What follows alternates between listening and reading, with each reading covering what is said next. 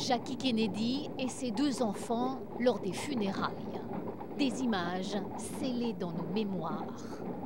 John a tout juste 3 ans quand il exécute cet inoubliable salut militaire au passage du cercueil.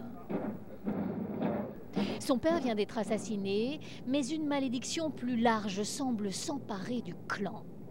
Le frère de JFK, Bobby, ici à gauche, va lui aussi être abattu 5 ans plus tard. Un docteur, vite, un docteur! La panique, l'incompréhension, l'histoire semble se répéter. Bobby Kennedy, candidat à la primaire démocrate, meurt sous les balles d'un déséquilibré antisémite. Pourtant, des années plus tard, Ted, alors seul survivant des frères Kennedy, n'accepte pas cette thèse d'une famille frappée par le mauvais sort. Non, ce n'est pas vrai. À bien des égards, nous avons même beaucoup de chance. Et je l'apprécie chaque jour qui passe. Mais en 99, le destin semble s'acharner.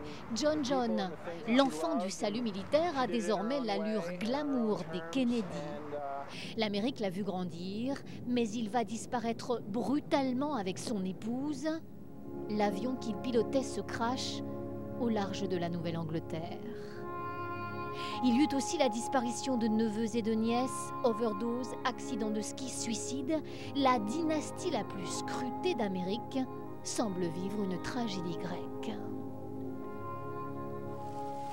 Aujourd'hui, la représentante du clan, c'est elle, Caroline Kennedy, tout juste nommée ambassadrice au Japon par Barack Obama.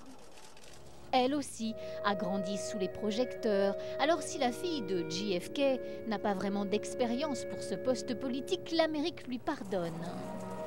Les Japonais aussi d'ailleurs. À Tokyo cette semaine, elle a reçu un accueil digne d'une reine. Les Kennedy, une sorte de famille royale, version républicaine.